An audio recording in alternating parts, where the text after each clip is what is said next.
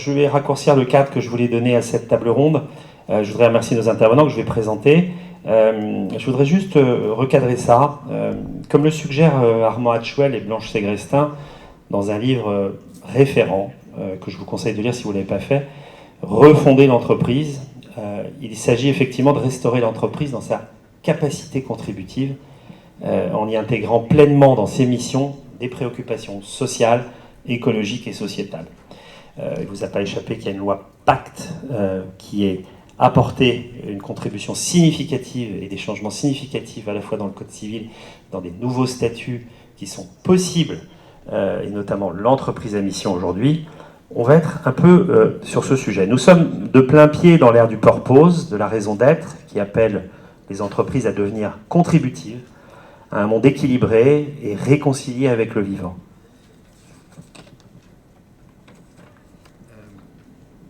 L'entreprise contributive, Fabrice, tu nous en parleras, puisque je crois par ailleurs que tu vas sortir un livre prochainement, peut être et doit être l'avenir de l'entreprise, car au service d'une politique de la Terre, si le véritable ressort du futur, et on en parle beaucoup ici dans ce festival vivant, est le vivant, alors les entreprises doivent se mettre au service de sa régénération. Voilà, c'est une bioéconomie qui doit advenir, qu'il faut que nous inventions tous dans nos organisations, avec des entreprises réconciliées avec le vivant, avec toutes leurs parties prenantes, sous une forme de contrat d'engagement, de frugalité active, minimisant et régénérant les consommations de ressources et d'énergie non renouvelables. Voilà, alors, on va passer à notre table ronde. Je voudrais qu'on commence avec Anne Chassagnette. Anne, je vous présente, vous êtes directrice du développement durable d'Engie. Vous êtes CEO d'un fonds d'investissement impact, qui s'appelle Rassembleur d'énergie, on en parlera peut-être tout à l'heure, avec lequel vous investissez dans des entreprises effectivement impact partout dans le monde. Je rappelle quand même que Engie a 3 métiers au cœur de toutes les transitions: l'électricité, le gaz naturel et les services à l'énergie. J'ai lu... non, pardon, ça c'est pour après. Je rappelle aussi la configuration quand même d'Engie, c'est important. 60 milliards de chiffre d'affaires à peu près, ça doit être ça. 160 000 collaborateurs, 90 000 en France, donc c'est un périmètre quand même très très large, très important, et au cœur de la plus grande révolution énergétique de l'histoire, guidée par l'urgence climatique, environnementale, mais aussi par un besoin d'énergie grandissant. Ça vous donne bien sûr une responsabilité majeure en tant qu'acteur important et essentiel de ce secteur.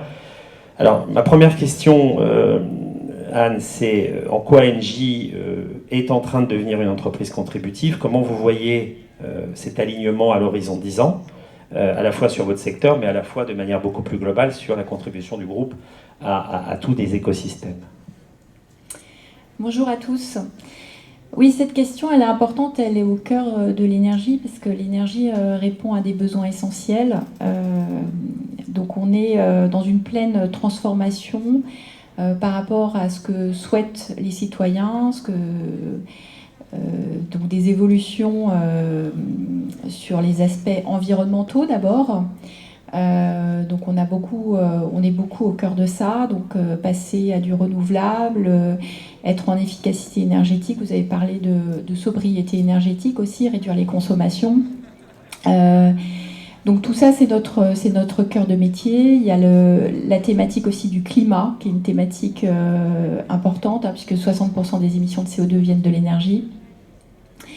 Donc on est contributif en ce sens qu'on a les solutions, qu'on doit les développer, qu'on doit faire les investissements par rapport à ça, qu'on doit être au plus près des territoires pour intégrer la dimension sociale, sociétale, être en lien avec les territoires par rapport à ce qu'ils souhaitent. Faire des gros investissements pour les énergies à venir, donc je pense par exemple à l'hydrogène, je pense qui est assez lointain, mais je pense aussi au biogaz qui est plus proche et qui demande pas mal d'investissements. Donc ça, c'est tout sur l'aspect environnemental. Après, il y a l'aspect sociétal que j'ai un peu mentionné. C'est tout ce qu'on appelle la transition juste. Donc ça, c'est très compliqué, c'est très dur, c'est très... on est engagé sur beaucoup de territoires sur ces thématiques-là. Ça peut être des pays développés, ça peut être des pays en développement, donc c'est pas du tout les mêmes thématiques. Mais comment, par exemple, nous on avait annoncé en 2015 voilà, qu'on voulait arrêter les investissements dans le charbon. Et ben comment sur des territoires, voilà, à l'époque 40% de l'électricité était à base de charbon. Comment est-ce que vous assurez quand même que l'énergie soit bien fournie et que le territoire, voilà, ensuite soit pas appauvri localement parce qu'il y a fermeture des centrales et plus d'emplois. Voilà. Je vous poserai à chacun d'abord une première question. Donc je voudrais passer à Fabrice et après on reviendra, Anne, si vous êtes d'accord, sur les sujets que vous avez cités. Fabrice, tu es directeur du développement durable, qualité, sécurité environnementale du groupe Bouygues, mais tu es aussi président d'un cercle qui s'appelle le C3D, qui rassemble tous les directeurs, enfin tous, beaucoup de directeurs du développement. Pas encore. Bon, bah alors voilà, il faut adhérer. C'est combien l'adhésion? C'est pas cher, c'est anecdotique. Il y a 182 membres. Bon, 182 membres, ça commence à peser. En plus, c'est des grands groupes, hein, beaucoup de grands groupes. En lisant l'un de tes articles, tu déroulais un constat, bien évidemment accablant, qu'on connaît ici, mais les études climatiques récentes indiquent que nous sommes proches du tipping point. Je crois qu'on a pu le prouver, qui va conduire à l'emballement climatique. L'homme a réussi en 200 ans à surexploiter 4,5 milliards d'années de constitution de ressources, d'écosystèmes de toute nature, rendant la vie possible. Nous détruisons notre habitat et ceci ne modifie finalement qu'à la marge nos comportements individuels et collectifs. Alors que faire? Que faire pour opérer une transition en combien? En 10 ans?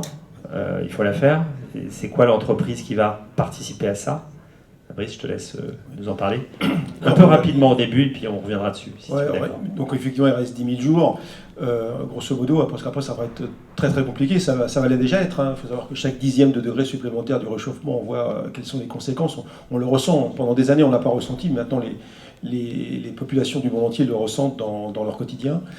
Donc oui, il faut opérer un virage sur l'aile, là, quand même assez sévère, pour l'ensemble des entreprises et tous les modèles économiques associés. Donc nous, on essaye de faire notre part dans le groupe, avec beaucoup d'enthousiasme de la part des collaborateurs qui ont conscience qu'il faut bouger maintenant vite. Donc tout passe par les modèles économiques, le reste c'est de l'anecdote totale. Donc on travaille sur des nouveaux concepts building.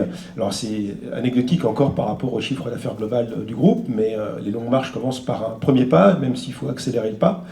Donc il faut rendre concret ces nouveaux modèles économiques pour les clients, il faut les rendre désirables, il faut les rendre moins chers.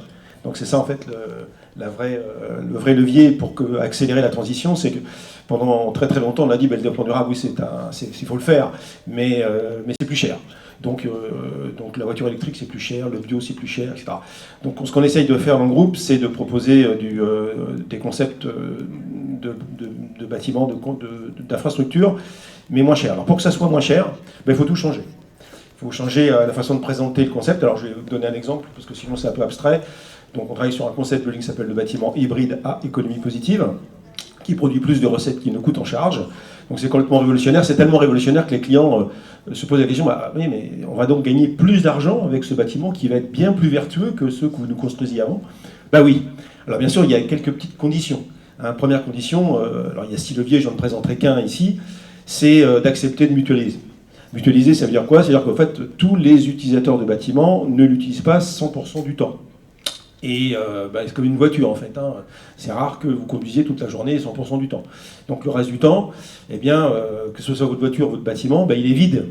Et on pense que demain, les infrastructures bâties, c'est des millions de kilomètres carrés d'infrastructures bâties, devraient être conçues pour pouvoir avoir plusieurs utilisateurs suivant la chronotopie, c'est-à-dire la vie du bâtiment. Alors c'est quoi l'intérêt? L'intérêt c'est que si le bâtiment il est plus utilisé, on aura besoin de moins de bâtiments. Et si on a besoin de moins de bâtiments, on va artificialiser moins, on va utiliser moins d'énergie grise pour fabriquer des matériaux, on aura moins besoin d'énergie tout court pour chauffer tout ça, et la planète s'en portera pas plus mal. Alors c'est des modèles économiques qui sont très disruptifs, qui nécessitent bien sûr des modèles de gestion et de partage pour faire cohabiter ces différentes typologies d'utilisateurs, mais c'est tout à fait possible et c'est ultra rentable. Parce que plus vous avez d'utilisateurs, plus vous avez de recettes potentielles pour amortir une infrastructure.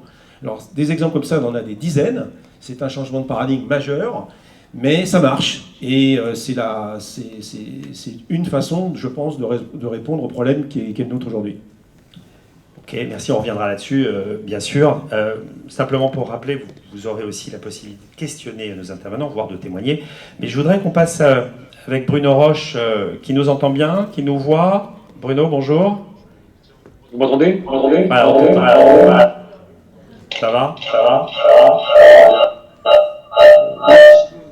Alors, il y a un effet qui n'est pas terrible. Bon, on s'essaye. Comment on peut résoudre ça là? Ça, je suis désolé, mais Non, c'est... ça vient de là-bas, ça passe par là. Est-ce que ça va là? Ah, ça a l'air d'aller mieux là, non? Oui, c'est mieux. Moi, je vous entends, mais non, mais c'est bon là, ça marche. Alors, Bruno, je vais vous présenter parce que vous avez vraiment un parcours atypique et passionnant. Vous êtes plutôt chercheur en finance à l'origine. Vous avez fait une grande partie de votre carrière chez Mars, ce grand groupe agroalimentaire.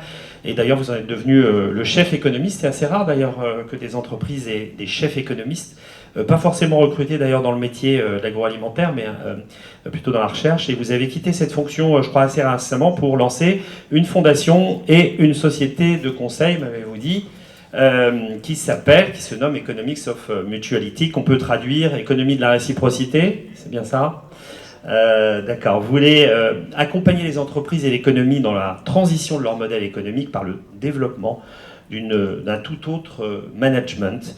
Vous me disiez que la révolution est équivalente à celle de la révolution du marketing.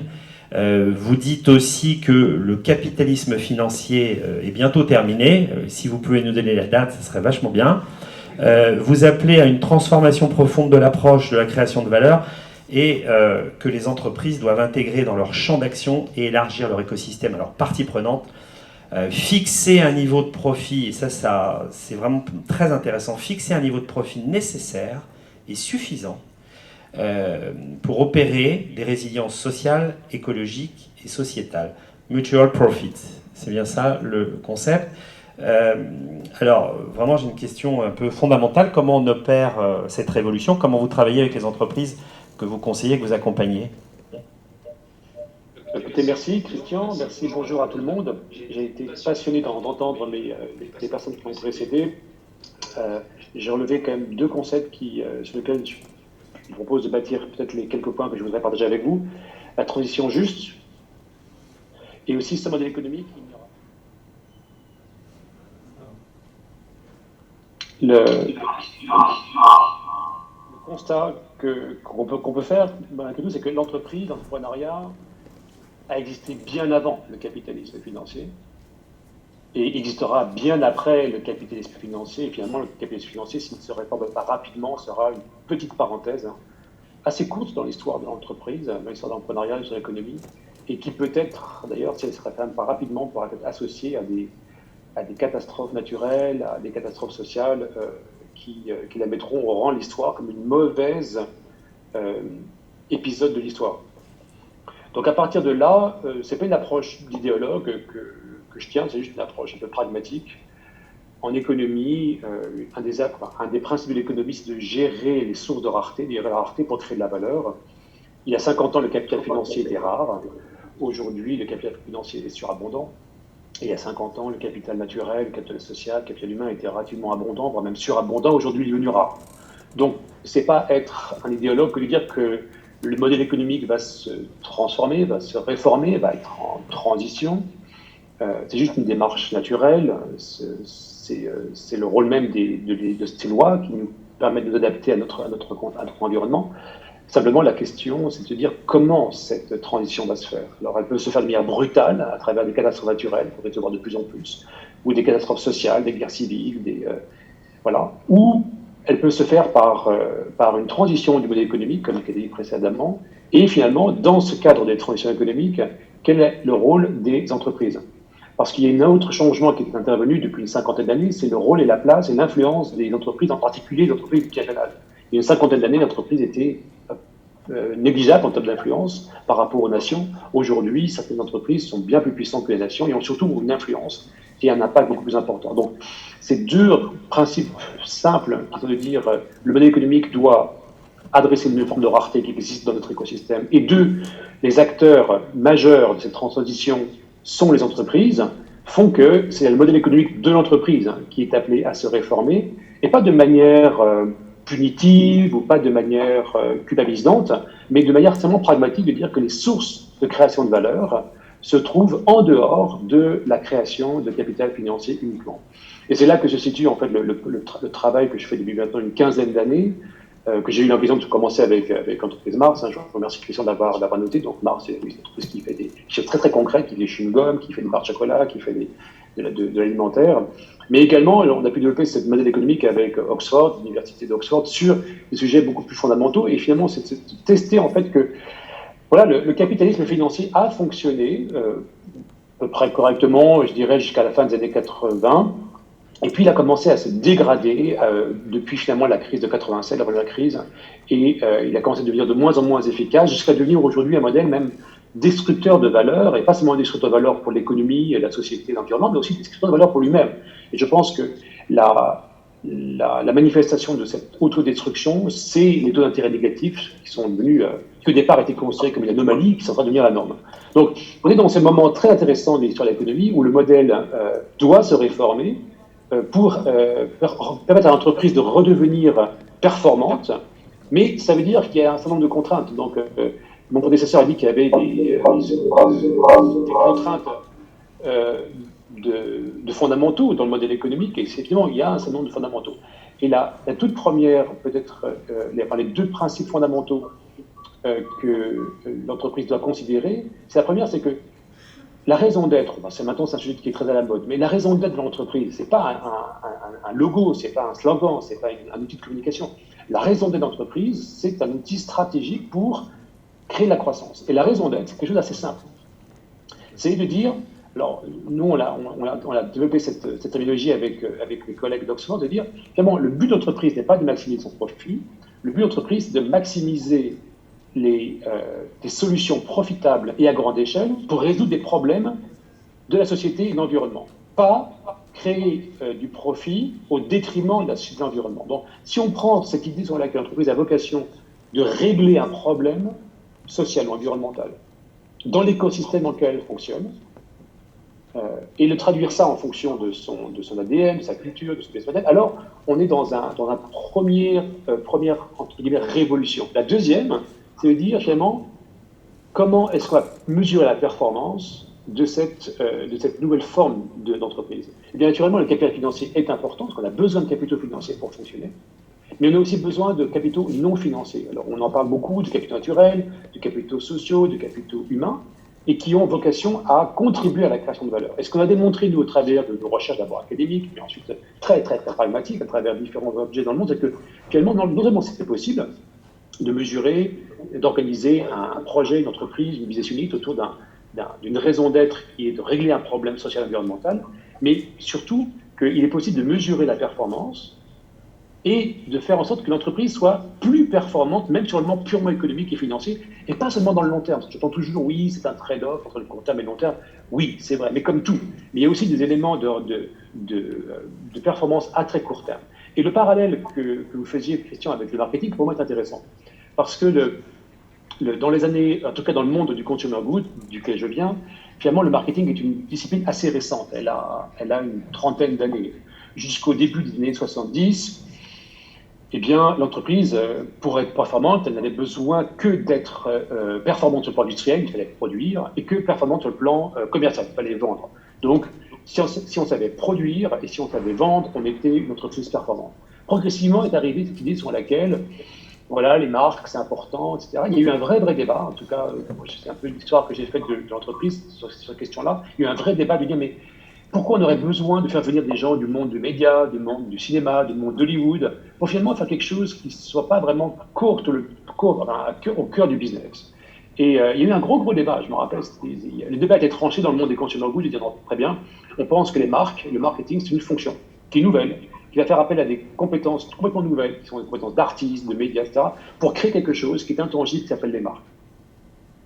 Aujourd'hui, si on devait vendre des entreprises comme Mars sur le marché, les gens n'achèteraient pas les usines, ils n'achèteraient pas la force de vente, ils achèteraient les marques. Donc les marques sont devenues, en moins de 30 ans, un objet de création de valeur et aussi un objet de valorisation d'entreprise. Et je pense qu'on est dans un moment un peu similaire dans l'histoire d'entreprise. C'est-à-dire que l'entreprise qui ne comprennent pas qu'aujourd'hui, il est de leur intérêt d'investir dans l'écosystème dans lequel elles fonctionnent et duquel elles dépendent. Et qu'elles le fassent de telle sorte qu'elles le fassent, comme on investit de l'argent dans des marques ou dans des marketing, on investit dans des stratégies de croissance de capital naturel, de croissance de capital social et humain dans l'écosystème dans lequel on fonctionne, de telle sorte que l'entreprise en tire un bénéfice financier et qu'elle crée des incentives, des incitants pour aligner son entreprise, son management, ses employés derrière cette raison d'être. Alors, ce sont les mêmes entreprises qui ont refusé de faire la révolution du marketing. Donc, elles sont mortes. Okay. Bruno, je vais vous couper, je suis désolé. Donc, ces entreprises-là, elles sont mortes si elles ne font pas ça à très court terme, parce qu'on ne va pas attendre 50 ans pour qu'elles fassent ce pivot. On est bien d'accord. Et je vous demanderai tout à l'heure, mais vous m'en aviez parlé, quelles sont ces entreprises dont vous parlez et que vous allez accompagner. Anne, j'ai lu une interview, je ne sais plus dans quel journal, et vous disiez « Je ne suis pas idéaliste, mais j'aime changer les choses ». Alors, l'idéalisme sur ces enjeux-là n'a pas sa place dans l'entreprise ? Pas de place pour les idéalistes ? Si, bien sûr. Je pense que je ne suis pas idéologue, ça c'est sûr. Idéaliste, ça dépend à quel niveau. Je m'entoure de gens qui sont plus idéalistes que moi. Je suis profondément ancrée dans une réalité, parce que je suis dans un système quand même. Je suis dans la grande entreprise internationale, avec des grands patrons, avec un conseil d'administration, avec des investisseurs, avec un État français. Donc profondément ancrée dans une réalité, voilà. Et je suis tout à fait d'accord avec ce qui vient d'être dit. Ce qu'il faut, c'est changer les choses. Donc je suis certainement dans des inspirations idéalistes. Est-ce que je suis une idéaliste ? Je ne sais pas trop, peut-être.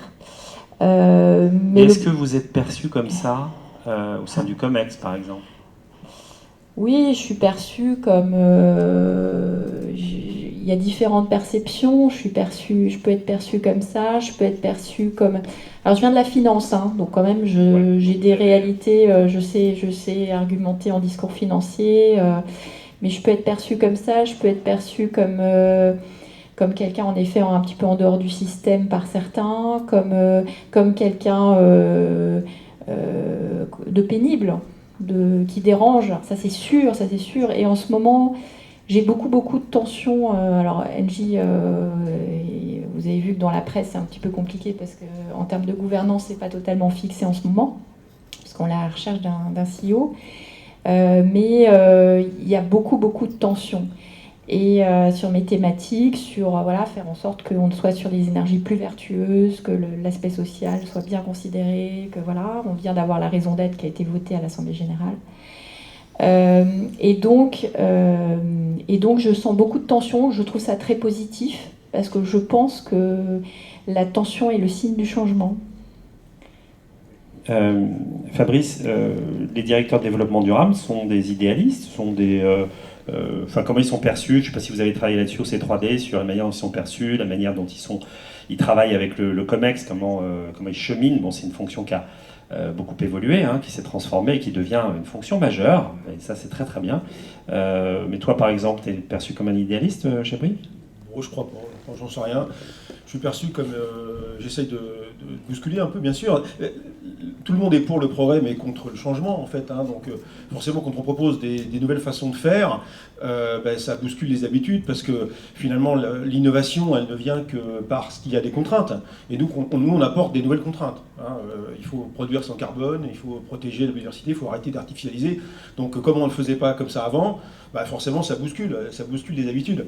Et si on veut que ça passe, c'est-à-dire si on veut faire en sorte que les collaborateurs, les managers adhèrent, et surtout les clients, il faut rendre tout ça désirable. Il faut faire en sorte de leur expliquer que ce sera mieux après que ce qu'on fait aujourd'hui. Et en expliquant pourquoi, en faisant beaucoup de prêches, en expliquant. Hein, quand on a un pourquoi qui nous fait vivre, on peut supporter tous les comment. Hein. Donc les comment, c'est comment on va modifier le modèle d'affaires. Ce qu'il faut, c'est aller le plus vite possible. Et en indiquant que le modèle d'affaires qu'on propose en alternative à celui qui a dominé pendant des décennies, il va être mieux. Il va être mieux pour les différents types de parties prenantes qui vont l'apprécier. C'est-à-dire le client qui paye d'abord, mais aussi les parties prenantes non contractuelles qui sont intéressées par la façon dont l'entreprise va se réformer. Donc on ne peut plus aujourd'hui simplement dire on va satisfaire le client qui paye et l'actionnaire et les autres parties prenantes on s'en fout. C'est plus possible de dire ça. Et c'est comme ça que ça a fonctionné pendant des décennies, pendant des années. Donc pour rendre tout ça désirable, il faut compter sur l'intelligence en fait, des collaborateurs qui ont les solutions aujourd'hui. Il faut arrêter de dire qu'il n'y a pas de solution, il y a des solutions dans tous les domaines, tous. Ce qu'il faut, c'est arriver à... Vous savez, moi, je suis un gars pragmatique. Hein. Je passe de l'idée à l'action sans passer par la réflexion. Parce que si vous passez par la réflexion, vous ne faites plus rien. Si vous commencez à demander aux RH, aux juristes, aux financiers, c'est pas possible. C'est-à-dire, rien n'est possible. Donc on essaye de trouver des clients qui sont d'accord de prendre le risque avec nous. Parce qu'en fait, on dit qu'il faut innover, mais il ne faut plus prendre de risques. C'est quand même une injonction contradictoire. Oui, il y a des solutions qui ne vont pas fonctionner dans ce qu'on va proposer, mais il y en a qui vont fonctionner. Donc il faut aller vite, aller très vite dans la mise en œuvre. Regardez, on apprend beaucoup plus en faisant qu'en réfléchissant. Et puis au pire, ça marche. Et on voit qu'aujourd'hui, sur certains nombre de concepts qu'on a poussés chez Bouygues depuis quelques années, ça marche. Alors bien sûr, c'est encore anecdotique dans notre chiffre d'affaires. On est encore sur un chiffre d'affaires qui est majoritairement pas compatible avec les enjeux de long terme, on le sait bien, mais quelle est l'entreprise majeure du CAC 40 ou ailleurs qui aujourd'hui peut revendiquer un PNL, un chiffre d'affaires qui est complètement compatible avec les enjeux? Il n'y en a pas. Par contre, il y a tout un tas de petits business qui sont en train de progresser, et ce qu'il faut, c'est faire décroître ce qu'il faut arrêter, et faire croître ce qu'il faut augmenter. Et on a 10 ans pour que les courbes se croisent. Bon, voilà, c'est mon boulot. Ok. On imagine bien et on voit bien que le patron ou la patronne de la boîte a quand même un rôle essentiel, hein, puisque voilà, aujourd'hui, j'ai un peu de mal à citer sur mes deux mains les patrons du CAC 40 qui sont vraiment des locomotives sur ces sujets. Chez toi, tu as le sentiment d'avoir une locomotive? Oui, franchement. Je crois qu'il est particulièrement convaincu maintenant. Il est convaincu à titre personnel, sur ses investissements perso, il est convaincu. Moi, j'ai aucun problème de soutien du management, mais enfin, il faut payer les salaires. En fait, ce changement de ce que je viens d'indiquer, il faut, comme l'a dit Anne, il faut laisser personne sur le bord de la route. Donc, ceux qui sont sur les business du monde d'avant, il ne faut pas leur dire, écoute, voilà, pendant 70 ans, tu as créé de la valeur, et puis maintenant, tu ne vaux plus rien. Non, on ne peut pas agir comme ça. Donc, il y a un gros travail de formation. Les gens vont devoir changer de métier. Nous, on construit beaucoup en béton, encore. Le béton, c'est caca, c'est pas bien, ça émet beaucoup de CO2, c'est du sable, etc., c'est du filière humide. Bon, on ne va pas passer du jour au lendemain à un autre modèle constructif. D'abord, c'est impossible. La supply chain n'est pas prête, on n'a pas les compétences, donc il va falloir le faire rapidement. Mais il faut le faire intelligemment. Il faut faire monter en compétence les collaborateurs, il faut trouver des nouvelles façons de faire, des nouveaux architectes qui vont travailler avec nous, convaincre les clients. Donc, ce qu'il faut, c'est laisser personne sur le bord de la route. C'est ce qu'on me demande aujourd'hui. De manière à ce qu'il n'y ait pas... il ne faut pas stigmatiser non plus. C'est pareil, ceux qui ont travaillé dans le charbon, vous êtes des grands méchants, etc. C'est complètement ridicule de dire ça. Donc, si on ne veut pas stigmatiser, il faut pouvoir intéresser les collaborateurs qui ont travaillé sur des business qui sont des business prédateurs, pour les former le plus vite possible pour qu'ils deviennent sur des business contributifs. C'est possible, il faut mettre beaucoup d'énergie, beaucoup de moyens. Il y a peut-être, pendant une période donnée, on va peut-être gagner moins d'argent, et je pense qu'on va en gagner moins, effectivement, dans les temps à venir, c'est évident. Mais soit c'est la mort rapide, ou soit c'est la mort lente. Choisissez. Anne, vous êtes dans une transition managériale, donc on ne sait pas encore qui sera le ou la directrice générale d'Engie. Hein, c'est un moment important. Mais qu'est-ce que vous pensez alors, je pense qu'Isabelle Kocher a été un peu locomotive pour faire passer Engie dans un autre cycle. Qu'est-ce que vous attendez de votre futur DG là, dans les jours qui viennent là-dessus? J'attends un capitaine, voilà. Alors il y a déjà le conseil qui travaille bien sur ces questions-là, mais c'est pas la même chose d'avoir un capitaine, un commando au quotidien, que les lignes soient claires et de la protection pour des fonctions comme nous, parce que comme je disais, on est au cœur de beaucoup de tensions c'est pas un sujet, c'est pas blanc ou noir. La finance, c'est finalement très simple. Hein. Vous arrivez à un taux de rendement, un résultat, voilà, on vous dit qu'il faut avoir 5%, vous êtes à 2, il faut augmenter, revoir sa copie. Les questions de développement durable, on est dans des zones voilà, qui sont beaucoup plus compliquées. Donc, c'est des sensibilités différentes, c'est de se dire, bah là, oui, il faut qu'on progresse sur telle thématique, peut-être que celle-là est plus prioritaire que celle-là. Donc, il faut ce cap-là et il faut du soutien et parce que sinon c'est trop dur, parce que chaque fois que vous allez rencontrer une personne du COMEX, chaque fois la personne du COMEX, vous l'aurez convaincu, il va vous dire ok, voyez avec mes équipes, vous allez voir les équipes, il faut tout réexpliquer. Et chaque fois, on va vous mettre en contact avec nous, c'est 160 000 personnes, on va vous mettre en contact avec quelqu'un qui va s'opposer parce qu'il ne va pas comprendre, il va dire bah non, moi je vois pas d'intérêt, on faisait comme ça avant, ça se passait bien, donc non, non, et c'est blocage. Donc il faut quand même... qui pousse, hein, qui soit une locomotive. Il faut quand même, c'est ça, il faut quand même que les choses soient assez claires voilà. Et que, alors moi j'ai une équipe derrière moi qui est hyper soudée, c'est super important, qui est très engagée. Les gens viennent pas là par hasard, donc ils ont une capacité de rebond, de conviction et voilà, parce que les sujets sont pas toujours tranchés dans notre sens. Hein. Donc il faut avoir ce soutien qui est important. Bruno, je voudrais vous poser la question. Quelles sont les entreprises que vous accompagnez? Quelles sont les locomotives que vous voyez, soit que vous accompagnez, soit que vous n'accompagnez pas? Est-ce que vous pouvez nous en citer quelques-unes? Oui, alors moi j'existe de manière live depuis seulement 6 semaines, donc c'est tout récent. D'ailleurs, c'était un projet qui était, que l'entreprise Mars et l'Université d'Oxford ont porté ensemble avec moi. Et juste avant de donner le nom, je suis entièrement d'accord avec le point de formation. Il y a un texte de l'Antiquité que j'aime énormément citer, c'est-à-dire que le peuple périt par manque de connaissances. Et sur ces questions-là, il est important d'enseigner, d'éduquer, de partager, parce qu'on est porteur malgré tout d'une bonne nouvelle.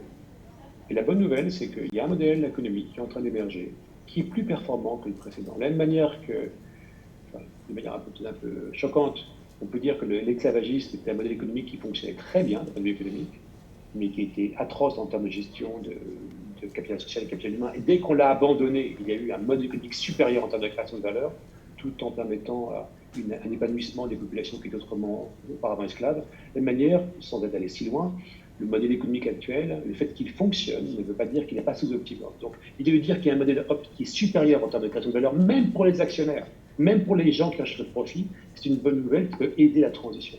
Alors moi, ce que j'observe depuis quelques semaines, que je suis là, naturellement, l'entreprise Mars me soutient, me fournit énormément de capacité de tester ces modèles économiques qui font, à chaque fois qu'on les teste, que ce soit en Afrique, aux États-Unis, en Europe, ça marche. Et du coup, les managers et les leaders qui aiment bien la performance le font bien. Ce qui me surprend énormément, c'est que depuis quelques semaines, j'ai énormément de demandes du monde du private equity, de grands fonds d'investissement.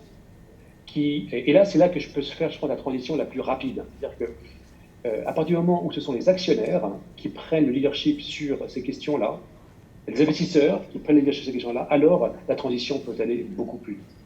Donc, je ne vais pas donner trop de noms parce qu'on est encore en pleine négociation, mais c'est quand même le monde du private equity et des grands fonds d'investissement, en particulier les grands fonds d'investissement souvent en Asie, qui prennent le leadership sur ces questions-là. Et je trouve que c'est intéressant, donc il vient de la finance, et je sais que le problème est de la finance, ça fait plaisir de voir que la solution également peut venir de la finance. Merci Bruno. Je voudrais qu'on passe à vous. Est-ce que vous avez des questions ou des petits témoignages? Alors, je vais vous demander de venir au micro si ça ne vous dérange pas. C'est la règle que l'on m'a proposée pour bien vous entendre. Bonjour. Alors, moi j'ai 2 questions.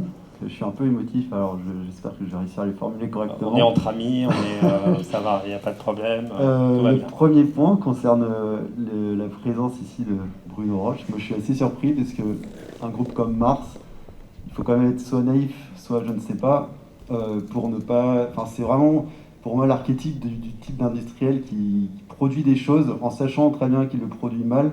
Vous parliez d'esclavage, le groupe Mars est impliqué dans des scandales d'esclavage d'enfants dans la filière chocolat. Donc je ne comprends pas comment on peut aujourd'hui avoir des discours positifs, très bien. Enfin, mais je comprends même pas pourquoi on va écouter cette personne-là. Enfin, voilà. Mars, c'est tous les cochonneries agroalimentaires, c'est l'huile de palme, c'est tout ce qu'il faut pas faire. Donc voilà, ça ne m'intéresse même pas. Voilà. D'accord. Bon, une question franche et directe, Bruno. Qu'est-ce que fait Mars? Est-ce que c'est l'entreprise aussi catastrophique que monsieur nous présente? Mars en est où sur ces transitions, ces transformations? Je ne travaille plus pour Mars, mais je serais très heureux de mettre en relation votre interlocuteur avec des équipes de Mars qui pourraient vous répondre et je pense atténuer un peu votre perception négative qu'au demeurant, je respecte. D'accord. Donc pas de réponse. Pas de réponse. Bon, ça serait bien quand même qu'on ait effectivement des réponses des équipes de Mars sur ce sujet. En France, je pense qu'il y a une équipe française qui peut répondre. C'est important parce que, en tout cas, il y a une défiance extrêmement forte, en tout cas en France, dans d'autres pays dans le monde, vis-à-vis du capitalisme. On le sait, les Français sont très défiants vis-à-vis du capitalisme, à raison ou à tort, à raison bien évidemment pour beaucoup d'enjeux. Et je pense que les entreprises contributives doivent aller vers la transparence, vers une transparence très forte, surtout si elles se prévalent de transformation et de changement. Est-ce que... merci beaucoup, pardon. Juste une deuxième question qui est plus positive pour aux autres intervenants. Souvent, enfin, j'ai travaillé dans un autre grand groupe avant, et la responsable RSE m'expliquait justement les difficultés qu'elle avait, etc. Par contre, j'avais constaté qu'il y avait beaucoup de choses qui pouvaient être faites au cœur de l'entreprise, mais dans son organisation même, que ce soit sur les approvisionnements. À la cantine, par exemple, le fait de passer vraiment sur des produits de saison, etc., mais pas juste de l'affichage, mais réellement de le faire, ou sur l'abandon du plastique et tout ça.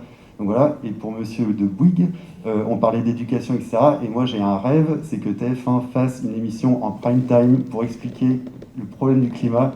Et on a vu pendant la convention climat le travail qui avait été fait pour expliquer aux citoyens qu'est-ce qui se passe. Et en fait, c'était très productif. Et je rêve que TF1 se mette à faire ce type d'émission pour expliquer aux gens ce qui est en train de se passer. Ouais, je crois que votre rêve va être réalisé, monsieur. Voilà. Donc déjà, j'ai des petites nouvelles à vous annoncer quand même. Déjà, donc sur LCI, qui est la chaîne satellite d'info de TF1. Donc pour ceux qui me suivent un peu sur Twitter, on a lancé le 7 septembre dernier le portail des solutions. Voilà, donc c'est animé par Sylvia Micone. Donc vous pouvez, si vous tapez impact positif sur vos smartphones, vous verrez le portail des solutions. C'est tous les sujets positifs de solutions entrepreneuriales et de solutions citoyennes qui sont présentés au JT. Eh bien, on les a récupérés dans des petites capsules, on les a classés, et comme ça, on va pouvoir on les diffuse et ils sont accessibles pour tout le monde, pour faire de la sensibilisation, pour avoir des exemples concrets, etc. Donc ce portail de solutions, maintenant, il existe. Donc Sylvia Micone également a, depuis 2 ans, effectué des podcasts auprès de personnalités qui sont les changemakers, qui changent la solution, qui changent les modes économiques des entreprises. Donc on les interviewe et on travaille donc avec la rédaction de TF1 pour faire exactement ce que vous venez de dire, donc des émissions au prime. Donc on en parle déjà beaucoup au JT, mais pour faire des émissions qui vont aider à montrer qu'on peut changer le monde et que ça va être super. Donc on a quand même Ushuaïa aussi qui, dans sa sphère d'influence, alors certes c'est sur le câble, depuis des années propose des émissions qui vont dans ce sens-là. Donc on peut pas dire qu'on ne fait rien sur les médias du groupe TF1, mais on va encore en faire plus parce que c'est aujourd'hui une demande d'abord de nos téléspectateurs, et puis on a envie de le faire. Donc je pense que oui, on va le faire, monsieur, c'est sûr. Bon, vous allez recruter Élise Lucet, non ? Bah oui, pourquoi pas. Écoutez, je pense qu'elle a son style, mais elle a fait progresser le système. Je sais qu'Anne l'adore. Et nous aussi, on a été épinglés par... mais je sais bien, on a besoin du canard enchaîné, on a besoin de ce type de médias aujourd'hui pour faire progresser, à condition que ce soit fait d'une façon honnête. Voilà. C'est pas le cas ? Non ? Pas toujours. Bon. C'est beaucoup à charge, c'est vrai. J'aime beaucoup l'émission, moi, personnellement, mais je reconnais que c'est très, très à charge et qu'il n'y a pas de droit de réponse. Ça, c'est vraiment dommage. Juste sur l'aspect local, pardon. parce qu'il y avait une autre mention là, sur l'aspect local et puis de saison, des produits à la cantine et tout. C'est super important, ça. Parce que c'est la culture, c'est d'avoir cette notion-là, c'est de...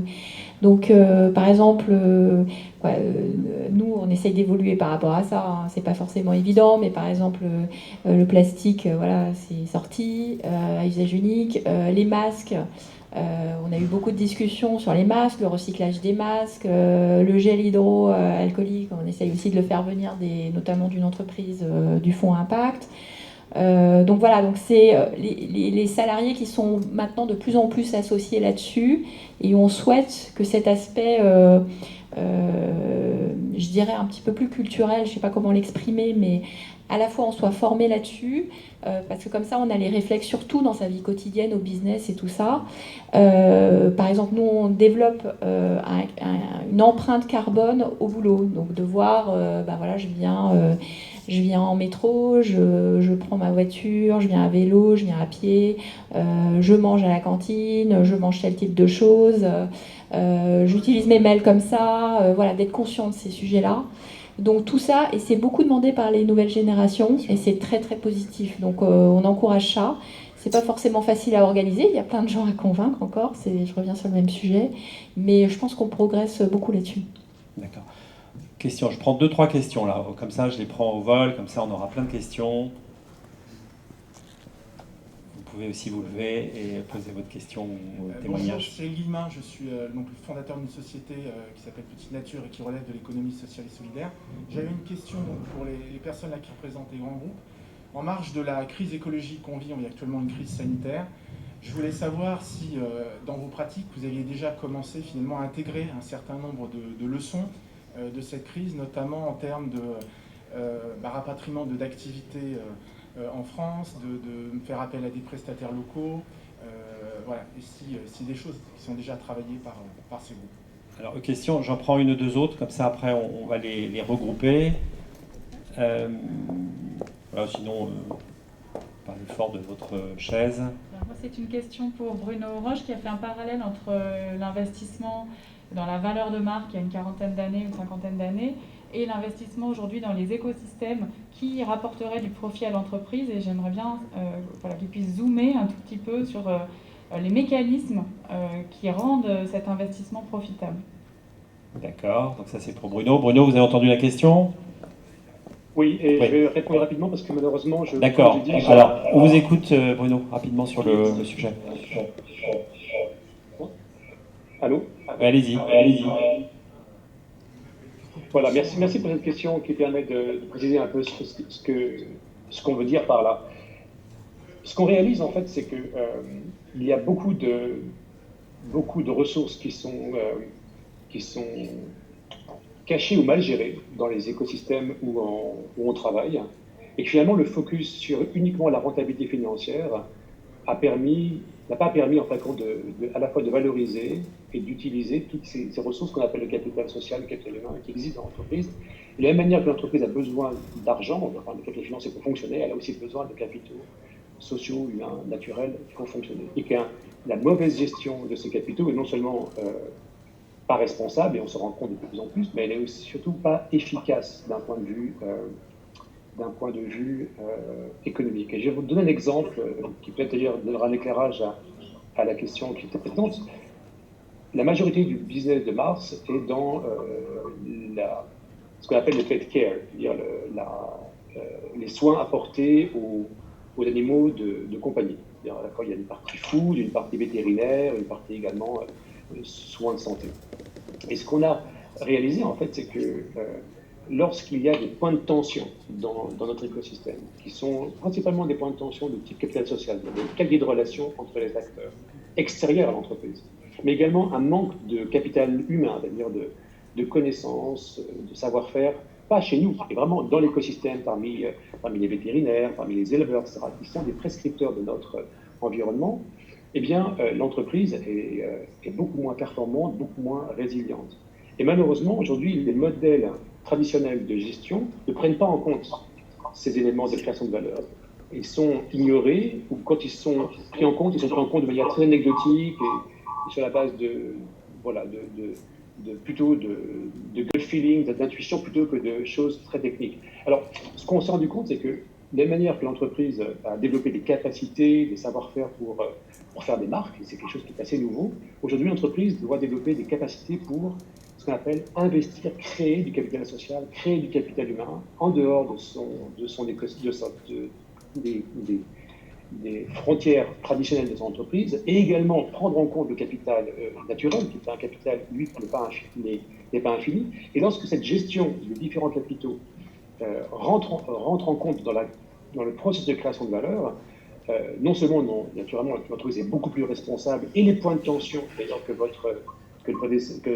l'intervenant précédent a mis en place, commencent à être réglés, pas de manière incantatoire, pas de manière uniquement pour faire de la com. Parce que, bon, généralement, je pars du principe que le bruit ne fait pas de bien et le bien ne fait pas de bruit, mais pour régler vraiment les problèmes qui sont pertinents à notre écosystème. Et là, c'est un nouveau métier. De la même manière que le marketing est devenu un nouveau métier, eh bien, je pense que mon argument, c'est que cette capacité de l'entreprise à développer des bonnes formes de capitaux en dehors au niveau de ce qu'on appelle les stakeholders, les parties prenantes, au niveau de son écosystème, sont un modèle de création de valeur, un modèle d'affaires, un modèle économique, comme vous l'appelez comme vous voulez, qui est celui qui va s'imposer aux entreprises au cours des prochaines décennies. C'est ça que je veux dire par ce passage finalement d'une création de valeur très attendue. Merci beaucoup Bruno. Vous nous quittez là? C'est ça? Vous nous quittez ou non? Vous restez encore un peu avec nous? Non? Non, je vous quitte, excusez-moi, j'avais prévu d'être là avec vous. D'accord, ok. Bon, merci beaucoup, merci pour votre participation. Désolé pour les petits Larsen, mais globalement, on vous a bien écouté, entendu. Vous avez une réponse à donner à monsieur qui nous interrogeait, enfin qui vous interrogeait sur achat, etc. C'est important. Alors nous, ça l'était déjà parce qu'on répond à des appels d'offres et que l'aspect territorial est important. Donc ça, c'était une dimension qui était prise en compte. Pas totalement, hein, pas pour tous les achats. Donc moi, je me battais beaucoup là-dessus.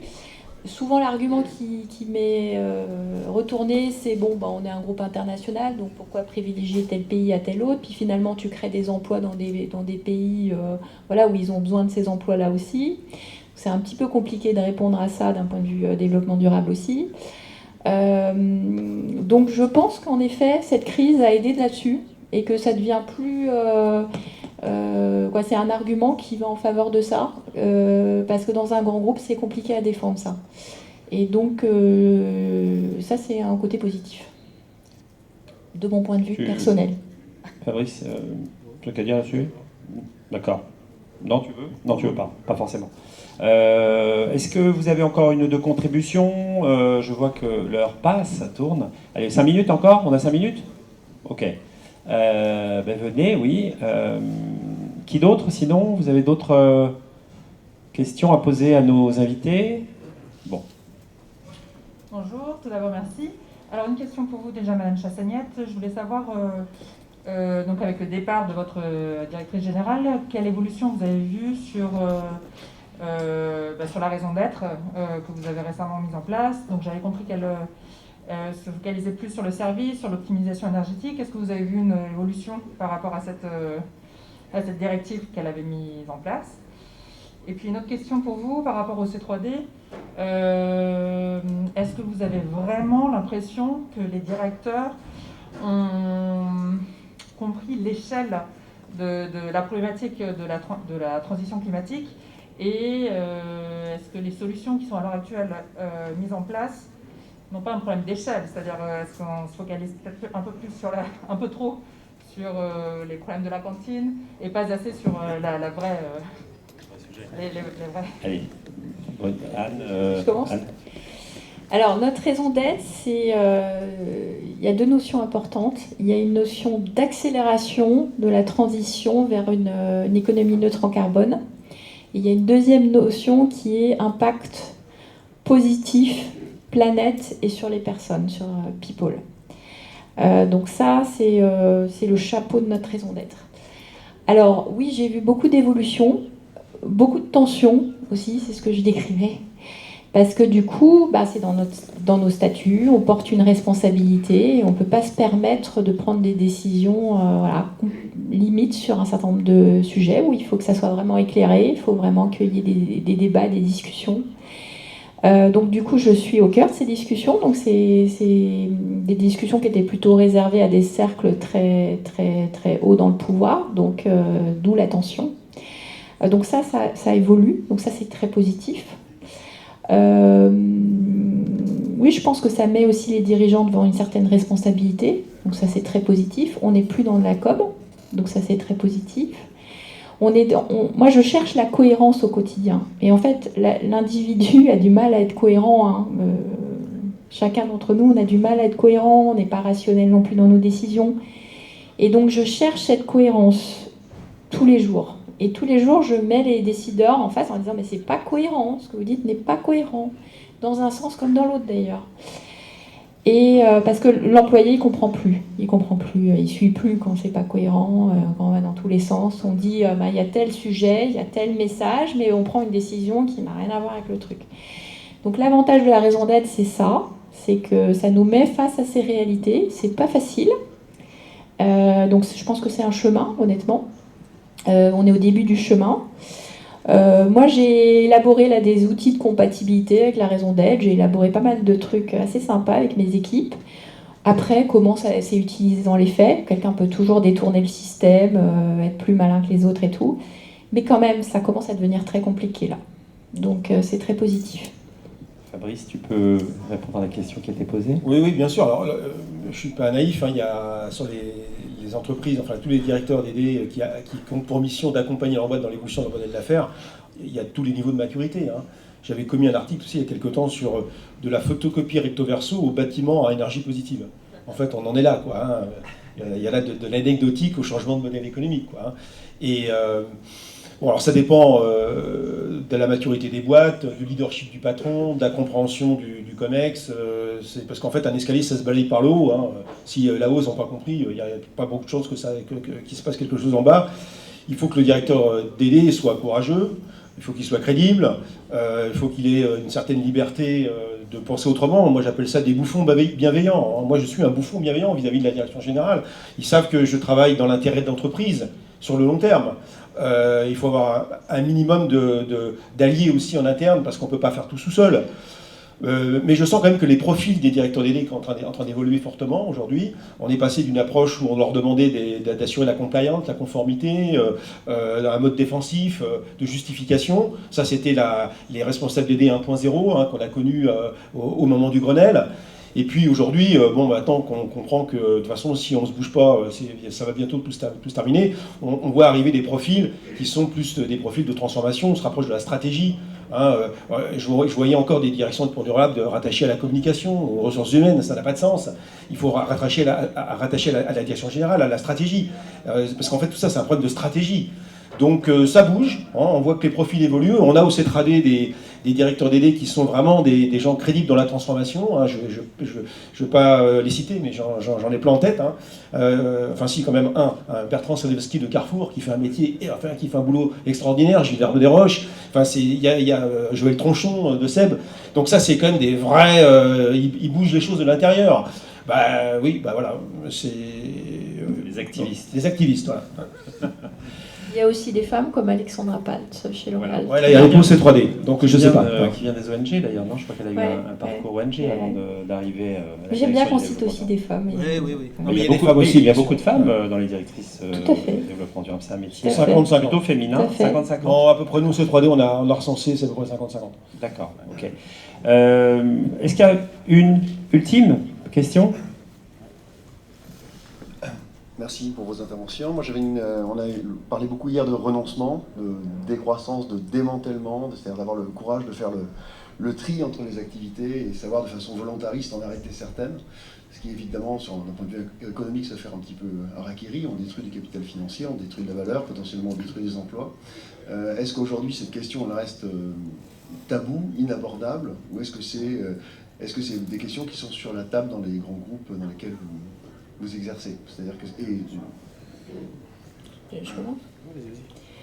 Elle n'est pas très sexy, ouais.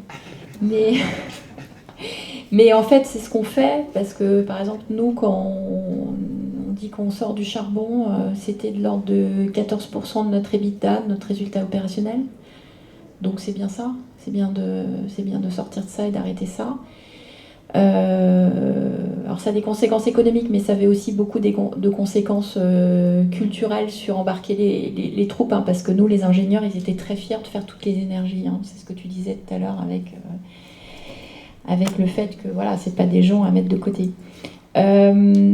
Donc sobriété énergétique. Je me souviens, il y avait un jeune qui était venu me voir au départ quand j'avais pris le poste. Il m'avait parlé de sobriété énergétique.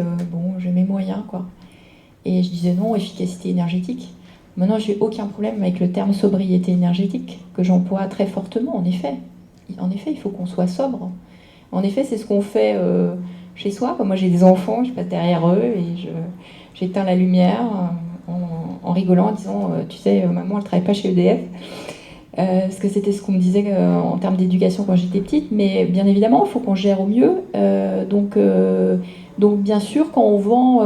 maintenant, on a des contrats, mais ça fait longtemps chez nous, de performance énergétique. C'est-à-dire que quand l'objectif, c'est pas de...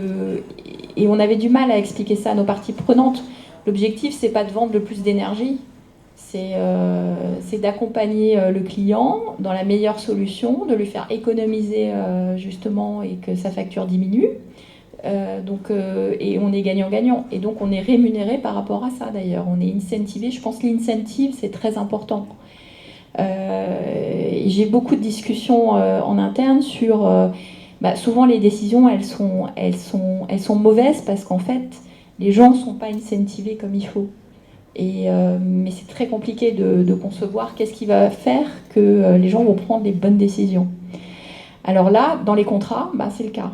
Donc ça, c'est assez facile, c'est réglé. C'est-à-dire, on va dire, voilà, on fait moins 20% de consommation d'énergie. Si on réussit à faire 40, vous nous donnez un bonus. Si on est à 10, on a un malus.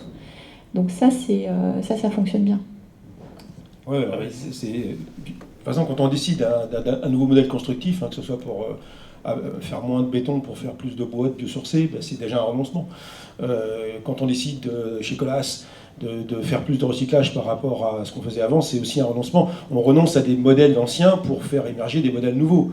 Donc, mais comme j'ai dit tout à l'heure, ce qui est important, c'est de le faire sans casse sociale.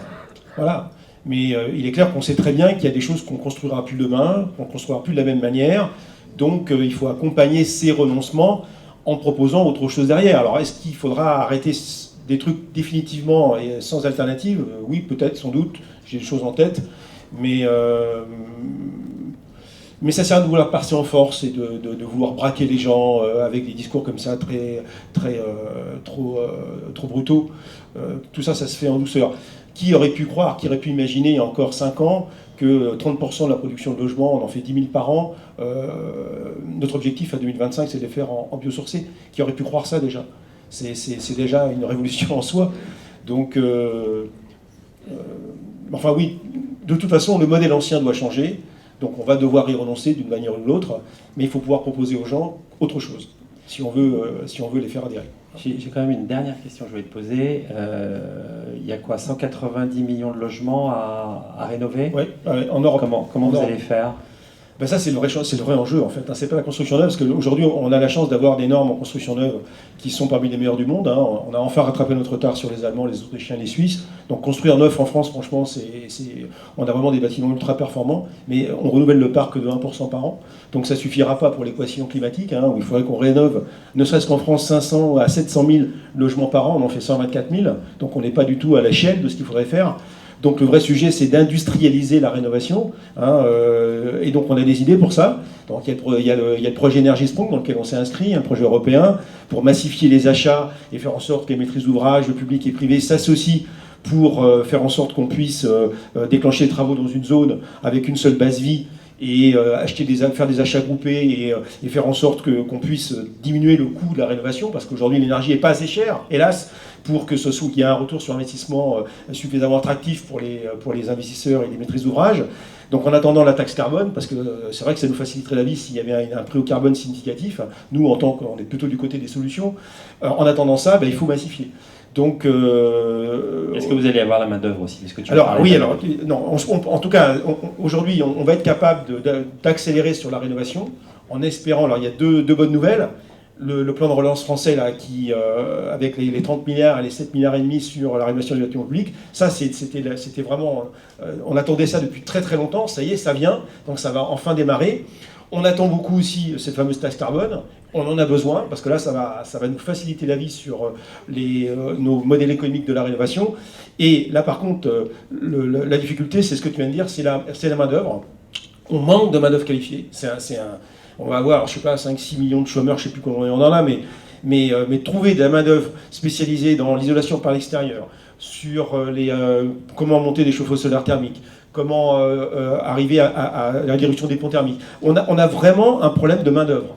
On a du mal à recruter des gens qui connaissent ces technologies. On continue dans les écoles à dire aux gens de faire des études Bac+5 et tout en psychologie, droit ancien, enfin des trucs qui servent à rien, ça produit aucune valeur. Enfin, voilà, on a besoin d'avoir. Ouais, enfin, bon, c'est bien, on en a besoin, mais pas autant qu'ils en produisent, quoi. Hein. Et on a besoin maintenant d'avoir des gens qui savent bosser, quoi, des gens qui travaillent. Et puis réhabiliter le travail manuel, montrer que être sur un chantier, ben, c'est pas quand on a raté sa vie qu'on est sur un chantier. Ben non, c'est des super métiers. Et il n'y a pas que les cols blancs, il n'y a pas que les mecs qui travaillent dans les bureaux qui créent la valeur. Moi, je dirais que c'est tout au contraire. Les cols verts, on va les appeler, ceux qui vont faire la rénovation des bâtiments. Merci Anne, merci Fabrice, merci Bruno qui n'est plus avec nous, et merci à vous tous. Je crois qu'il y a une petite pause assez courte, et très bonne journée.